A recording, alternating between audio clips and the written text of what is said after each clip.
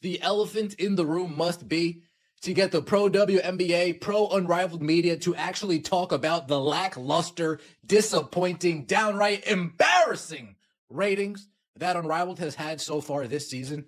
It must have hurt Annie's heart when she started seeing these ratings in such a bad place, and she was like, damn, I can't ignore this. This is so bad. This is the point where the reality of the situation becomes harder to ignore. Critics argue that when media outlets that have strongly supported Unrivaled begin reporting on its struggles, it shows the concerns have become more difficult to dismiss.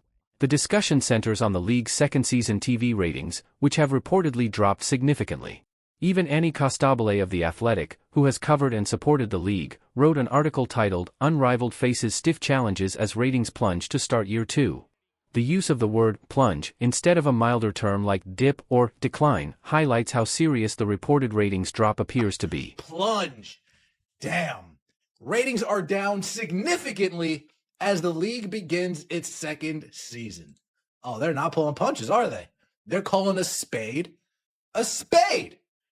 In the inaugural season, Unrivaled was a spectacle, drawing a sold-out crowd of 870 eager eyes hungry for basketball to watch during the WNBA. Let's look at the actual numbers behind the reported ratings decline. During opening weekend on January 5th, the games shown on TNT and truTV averaged about 175,000 viewers. The games that aired only on truTV attracted around 32,000 viewers. A few days later, on January 9th, one broadcast reportedly drew about 39,000 viewers, and the games on January 10th and 11th averaged around 71,000 viewers each. Those numbers are much lower than many people expected for a league that hopes to become a major part of women's basketball. By comparison, last season averaged around 210,000 viewers per game, with the one-on-one tournament final reaching a peak of 377,000 viewers. Based on those reported figures, the league has lost more than half of its television audience compared to last season. FanFest outside was less of a throng and more of a collection of supporters.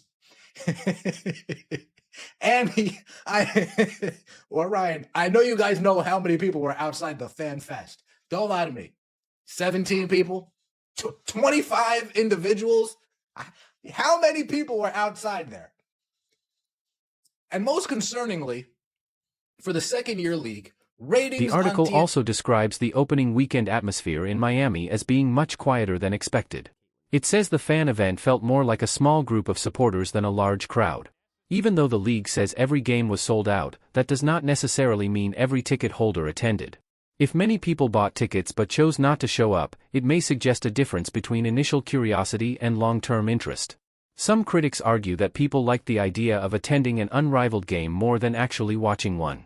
If that is true, it would point to a challenge with keeping fans engaged over time rather than simply attracting attention through marketing. He set forth when establishing the league. Unrivaled CEO Alex Basil told Front Office Sports on Wednesday, "We're proud of the product we're putting on the court each week and are going to continue growing our audience while showcasing the best women's basketball players in the world.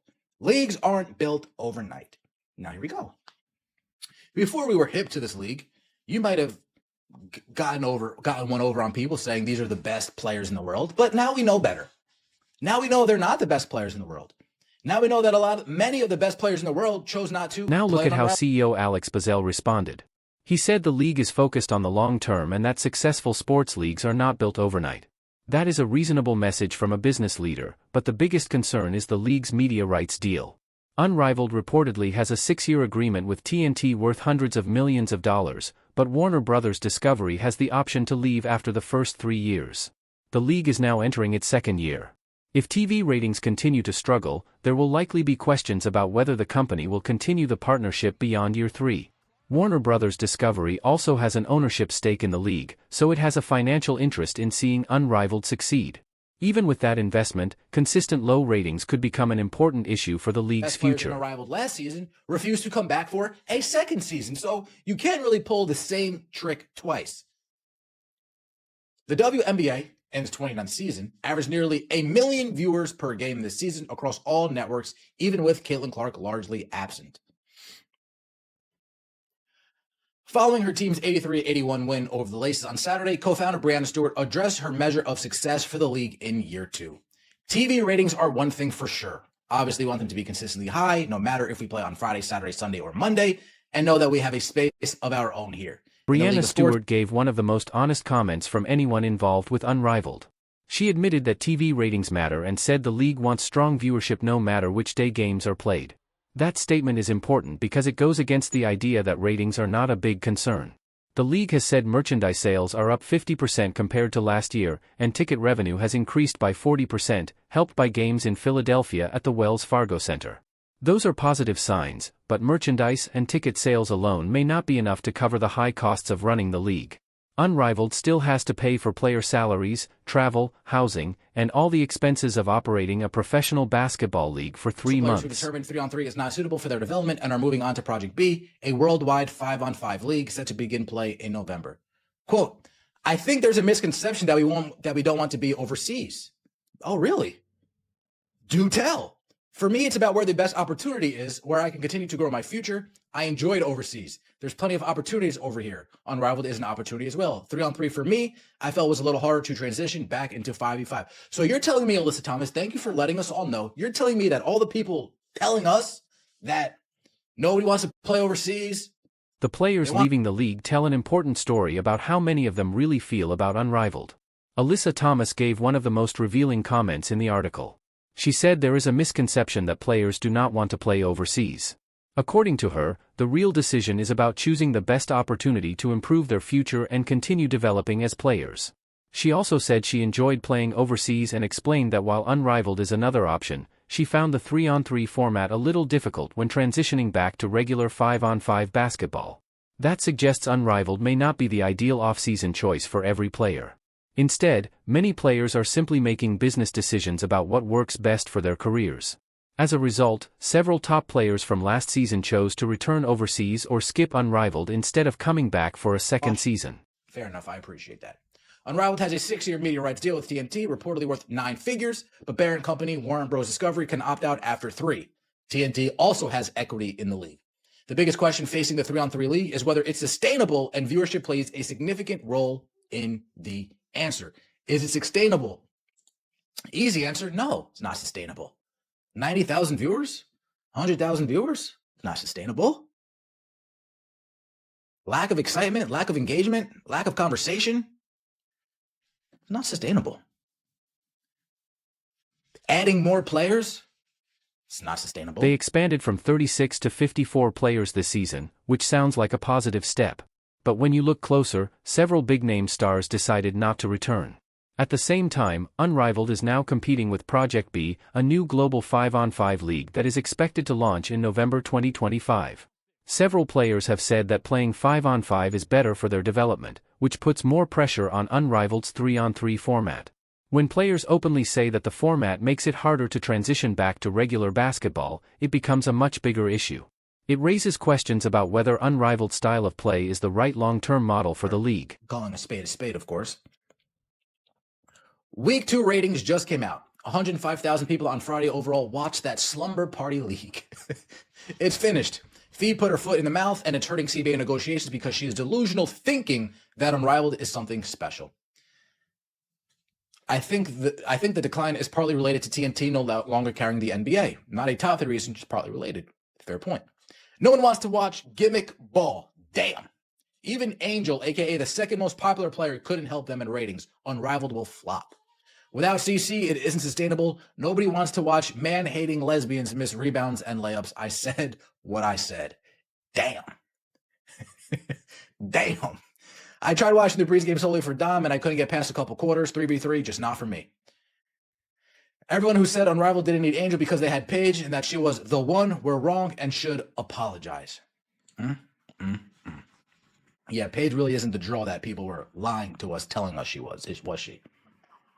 Annie, thank you so much for giving us an article that has some meat on the bones. That's not just pro player. That's being pretty transparent in the ratings. I do appreciate it.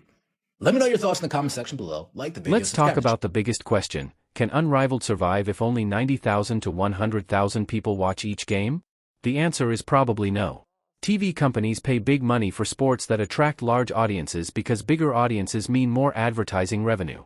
Around 100,000 viewers is similar to what smaller college sports or weekday MLS games get, and those events don't receive huge TV contracts.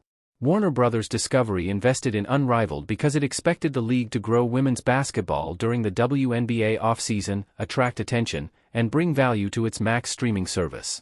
Instead, the league's ratings are reported to be about 55% lower than last season, which raises serious concerns. Some people point out that Unrivaled's opening weekend competed with NFL wild-card games and the college football playoff, but that may actually highlight the problem. If the league struggles to get attention when other major sports are on, it becomes harder to prove it can succeed long-term. The WNBA averaged close to 1 million viewers per game last season across different networks, while Unrivaled is drawing only about 1/10 of that audience. That gap is significant. The games in Philadelphia show that people are interested in the event itself. Large arenas can attract fans because the experience feels new and exciting, similar to how WNBA games in Canada have benefited from curiosity. However, selling tickets for special events is different from building consistent TV audiences and loyal fans. A league cannot rely on novelty forever. Eventually, fans have to keep watching because they enjoy the basketball, and the current ratings suggest that 3-on-3 basketball has not built that level of interest. Brianna Stewart and Nafisa Collier created Unrivaled with a positive goal.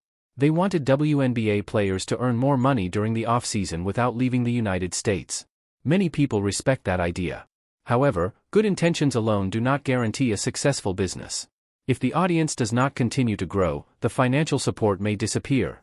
If Warner Bros. Discovery chooses to leave after its contract allows an exit, it is unclear where the league would find enough funding. Merchandise sales and ticket revenue alone would likely not be enough to cover such a large operating budget. Comparing Unrivaled to the WNBA also highlights an important difference. The WNBA spent nearly 3 decades building its fan base, expanding carefully, and creating connections between fans, players, and teams. Its recent success came after years of investment, along with the arrival of star players like Caitlin Clark, Angel Reese, and Cameron Brink. Unrivaled tried to become a major league much faster, and according to these numbers, that strategy has not produced the same results. The article also gives credit to Annie Costabile for discussing the ratings openly instead of focusing only on positive news like merchandise sales. Some supporters of women's basketball have defended Unrivaled because they believe it is important for the growth of the sport. However, avoiding honest conversations about poor ratings may make it harder to solve the league's problems. If the reported numbers continue, they could become a serious threat to Unrivaled's future. That leads to a bigger question. Instead of asking whether Unrivaled can survive, maybe people should ask whether it should continue in its current form. If the audience is small, some players believe the format does not help their development, and the financial model depends on TV money that may not last, then changes may be necessary. Some believe it would make more sense to support established overseas leagues or invest in a 5-on-5 league if that is what players and fans prefer. Unrivaled may have started with a strong idea, but that does not guarantee successful execution.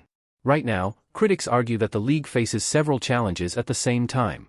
Ratings are falling, the atmosphere around games feels quieter, some players have left, and the TV partner reportedly has an option to exit the deal in the future. Those issues raise concerns about the league's long-term future.